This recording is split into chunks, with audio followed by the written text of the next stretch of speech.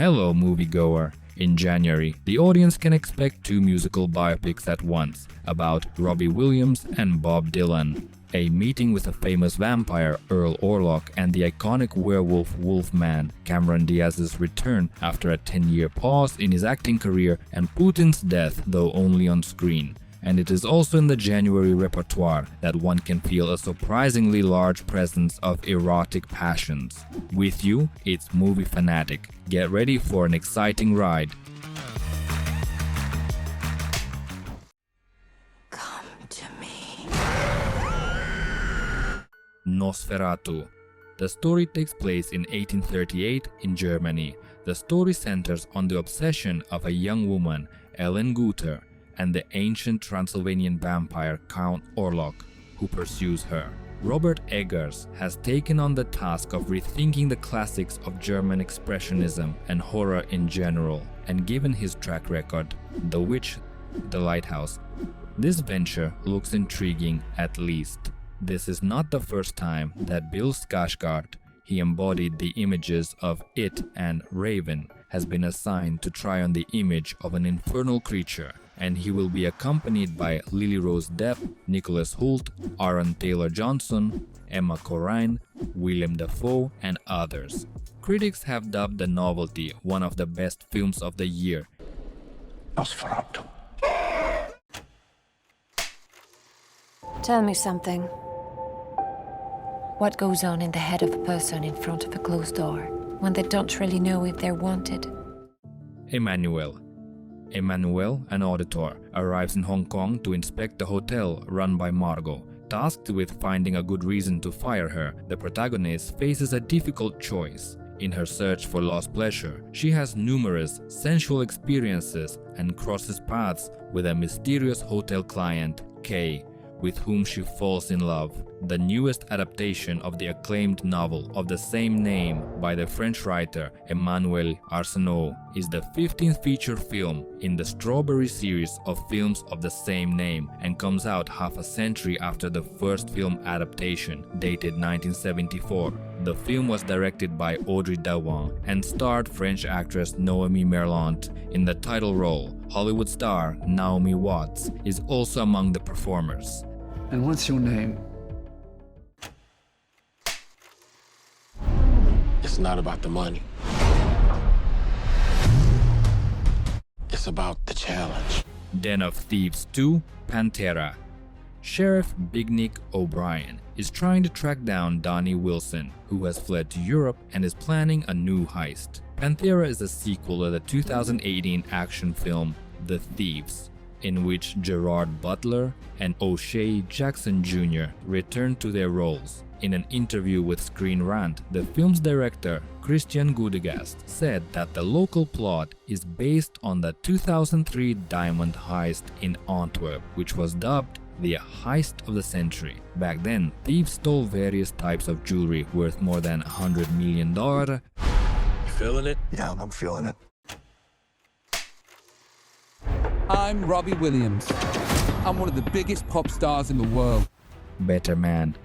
The film tells the story of the life of British musical artist Robbie Williams, though he is portrayed in an unexpected form.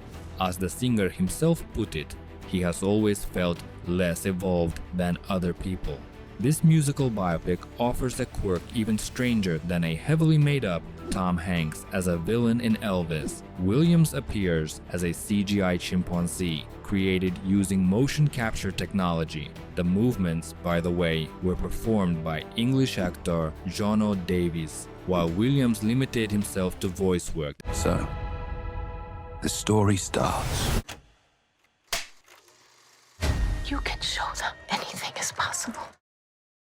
Unstoppable. Anthony Robles was born with one leg, but that hasn't stopped him from pursuing his dreams. He's ready to overcome numerous odds to earn a spot on the Arizona State wrestling team and eventually become a National Collegiate Athletic Association champion. Inspired by a true story, the film is based on the 2012 book of the same name, co-authored by Robles and Austin Murphy. This marks the directorial debut of editor William Goldenberg. The lead roles are played by Jarl Jerome, Jennifer Lopez, Bobby Cannavale, Michael Pena, and Don Cheadle. One of the producers is Ben Affleck, the now former husband of J-Lo. They see someone who is unstoppable. Volodya, what will you do in this brave new world? I can work as a cabbie. Putin. The film chronicles the life of Vladimir Putin, starting from his childhood at the age of 10 and spanning the next 60 years, depicting key real-life events and the fictional death of the Russian president.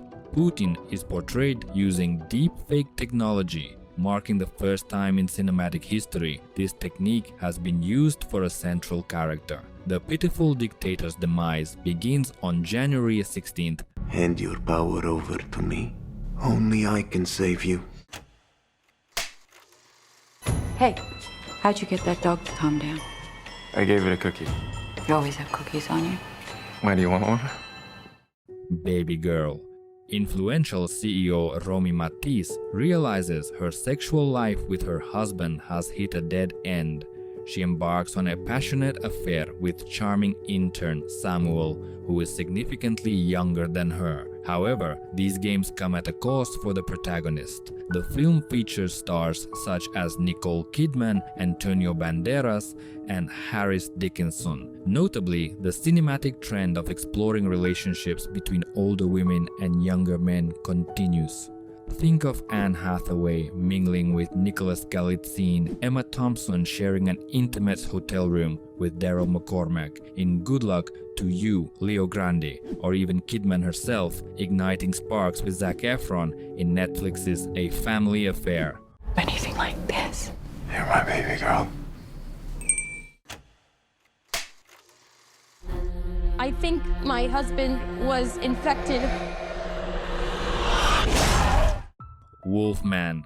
Family Man. Blake moves from San Francisco to Oregon with his wife Charlotte and daughter Ginger, inheriting his childhood home, which had stood empty since the mysterious disappearance and presumed death of his father. On a full moon night, the family is attacked by a werewolf which scratches Blake's arm. The family takes refuge inside the house, but soon Blake begins transforming into something horrifying, endangering his loved ones. Wolfman is a remake of the 1941 horror classic The Wolfman, directed by Lee Wannell, one of the masterminds behind the cult Saw series. Following his successful revival of The Invisible Man in 2020, studio executives are undoubtedly hoping the director can pull off a similar feat with another iconic Universal monster.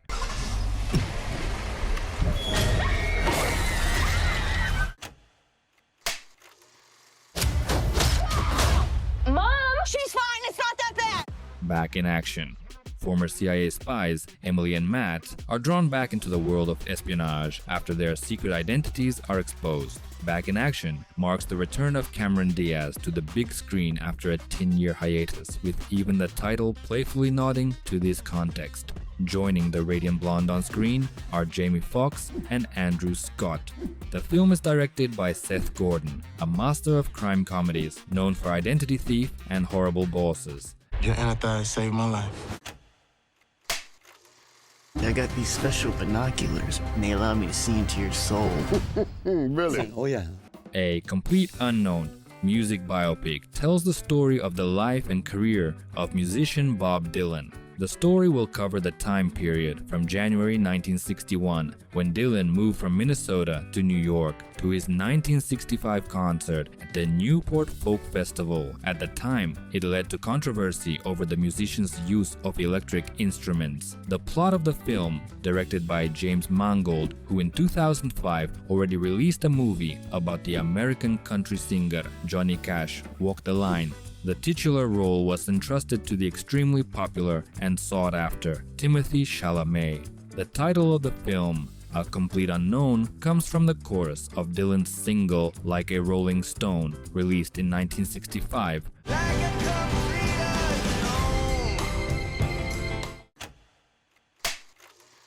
Moretti is very disappointed in you, and he wants you dead. Oh, shh. Flight Risk. A U.S. Marshal is escorting a government witness to court. During the flight, she discovers that the pilot transporting them is actually a hitman sent to kill the informant. And later, it turns out that there are other mercenaries trying to eliminate him. In this regard, the flight promises to be extremely tense. This version of 16 Blocks in the Air is directed by Mel Gibson, who has been working in mostly outright nonsense lately. However, his previous directorial work was the excellent war drama, which gives us a cautious reason to hope that the crazy Mel is still not too old for this shit. Y'all need a pilot?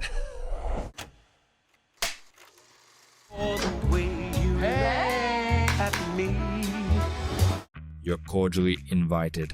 A bride and her father discover that their dream wedding venue has already been booked for another bride whose sister is a wedding planner. From now on, it's completely impossible to predict how this conflict and absolutely ridiculous situation will end. Will Ferrell and Reese Witherspoon will be entertaining the audience at the end of January, and their participation convinces us to pay attention to this unpretentious plot, which is somewhere from the comedies of the 2000s. In particular, one immediately thinks of Bride Wars, starring Kate Hudson and Anne Hathaway. Okay, pick it up! See you later, alligator! That's what January has in store for you, our dear moviegoer. Which of these films are you looking forward to most, or maybe we missed something? Write in the comments, we are always happy to communicate. Meanwhile, we are already preparing another interesting selection of films for you. This has been a Movie Fanatic with you. See you soon.